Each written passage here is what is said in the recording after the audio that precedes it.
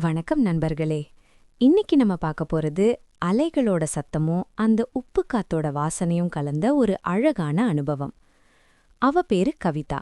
வயசு 34. ஒரு பெரிய காலேஜ்ல ப்ரொஃபஸரா வேலை பார்க்கறா. நல்லா எடுப்பான உயரம், தெளிவான பேச்சு, பார்த்தாலே ஒரு கௌரவம் தெரியும். அன்னிக்கு அவ ஒரு மெல்லிய நீல நிற ஷிஃபான் புடவை கட்டியிருந்தா.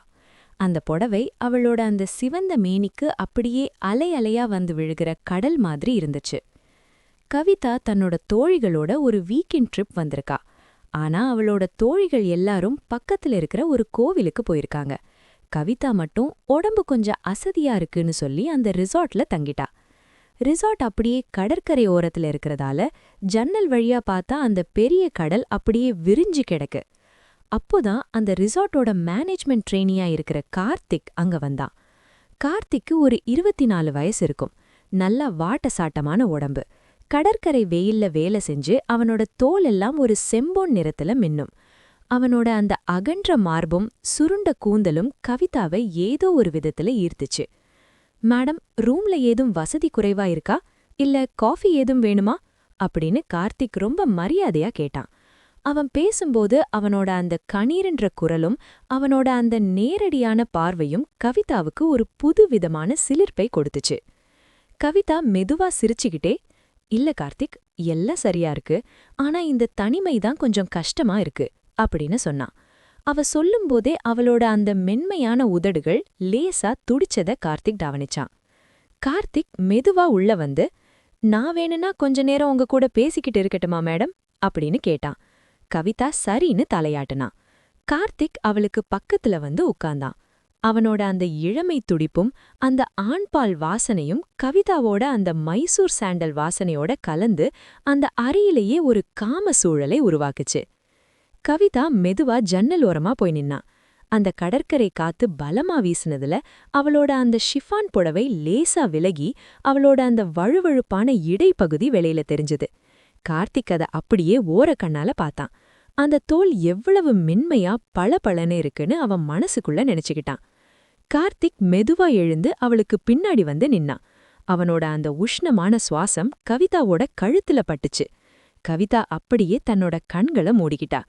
கார்த்திக் மெதுவா தன்னோட கைகளை அவளோட இடுப்பு வளைவுல வச்சான். கவிதாவோட அந்த தங்கம் மாதிரியான மேனி ஒரு மின்சாரம் பாய்ஞ்ச மாதிரி துடிச்சு போனான். அந்த கடற்கரை காத்து ஜன்னல் வழியா உள்ள வந்து கவிதாவோட ஷிஃபான் புடவைய மெதுவா அலைபாய வச்சது. கார்த்திக்கோட கைகள் அவளோட இடையில அழுத்தமா பதிஞ்சப்பவே கவிதாக்குள்ள இருந்த அந்த பேராசிரியை கௌரவம் எல்லாம் அப்படியே கரைஞ்சு போச்சு. கார்த்திக் மெதுவா தன்னோட முகத்தை அவளோட கழுத்து வளைவுல கொண்டு போனான். அந்த இடத்துல இருக்கிற அவளோட அந்த மென்மையான சருமத்தோட வாசம் அவனுக்கு ஒரு பெரிய போதையை தந்தது. அவனோட அந்த முரட்டுத்தனமான ஆண்பால் வாசனையும் அவளோட அந்த மல்லிகைப்பூ மணமும் ஒன்னா கலந்து அந்த அறையையே ஒரு சொர்க்கமா மாத்துச்சு. கவிதா சுகத்துல ஒரு மெல்லிய முனங்களோட தன் தலையை பின்னாடி சாச்சா. அவளோட அந்த அடர்த்தியான கூந்தல் கார்த்திக்கோட முகத்துல அப்படியே சிதறி விழுந்துச்சு. கார்த்திக் அவளை மெதுவா திருப்பி தன்னோட பக்கம் இழுத்தான். இப்போ கவிதாவோட அந்த எடுப்பான மார்பு கூடு கார்த்திக்கோட அந்த இரும்பு மாதிரியான மார்புல அழுந்தி இருந்துச்சு. கவிதா நிமிர்ந்து அவனோட கண்களை பார்த்தா. அந்த பார்வையில ஒரு பெரிய தாகம் தெரிஞ்சது. கார்த்திக், நீ என்ன பண்றன்னு உனக்கு தெரியுதா அப்படின்னு அவ கேட்டாலும் அவளோட கைகள் அவனோட ஷட்டைய அவுக்க தயாரா இருந்துச்சு.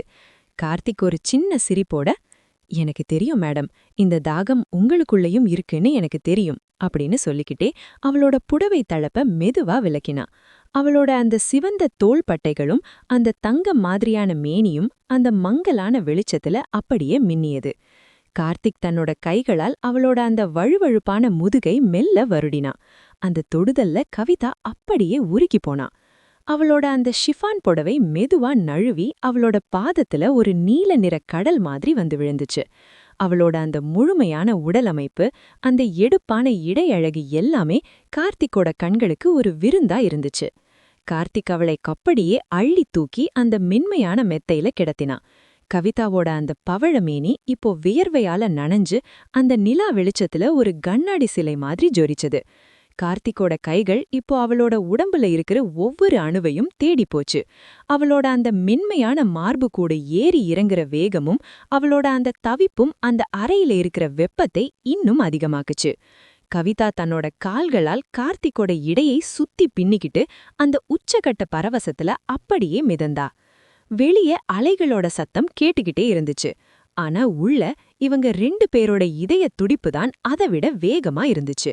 வார்த்தைகளே இல்லாம அந்த உடல்களோட தேடல் மட்டும்தான் அந்த இரவை ஒரு மறக்க முடியாத கவிதையா மாத்துச்சு. அந்த கடற்கரை ரிசார்ட் அறையில ஏசியோட குளிர்ச்சிக்கு மேல இவங்க 2 பேரோட உடம்புல இருந்த அந்த உஷ்ணம் தான் அதிகமா இருந்துச்சு. கவிதா கார்த்திக்கோட அந்த முரட்டுத்தனமான அணைப்புல தன்னை முழுசா மறந்து ஒரு புது உலகத்துல சஞ்சரிச்சிட்டு இருந்தா. திடீரென்று அவளோட போன் விடாம அடிக்க ஆரம்பிச்சது. அந்த நிசப்தமான அறையில அந்த ரிங்டோன் சத்தம் ஒரு பெரிய இடி மாதிரி கேட்டுச்சு. கவிதா ஒரு நிமிஷம் திடுக்கி போனா. கார்த்திக் அவளை விடாம இன்னும் நெருங்க பார்த்தான். ஆனா அந்த போன் நிக்காம அடிச்சுக்கிட்டே இருந்துச்சு. நடுக்கத்தோட கவிதா போனை எடுத்து பார்த்தா. அது அவளோட தோழி ரம்யா கிட்ட இருந்து வந்த வீடியோ கால். கார்த்திக், இரு, என் ஃப்ரெண்டு கூப்பிடுறா. எல்லாரும் கோவிலுக்கு போயிருக்காங்க.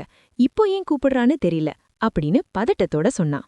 கவிதா ஒரு வழியா தம் புடவைய சரி செஞ்சுக்கிட்டு லைட்ட ஆஃப் பண்ணிட்டு ஒரு மூலையில இருக்கிற அந்த மங்கலான வெளிச்சத்துல உட்காந்து போன அட்டன் பண்ணினா. சொல்லு ரம்யா, கோவில் தரிசனமெல்லாம் முடிஞ்சுதா அப்படின்னு ரொம்ப யதார்த்தமா கேட்க முயற்சி பண்ணினா. ஆனா போன்ல ரம்யாவோட முகம் தெரியல. அதுக்கு பதிலா அந்த ரிசார்ட்டோட என்ட்ரன்ஸ் கேட் தெரிஞ்சுது.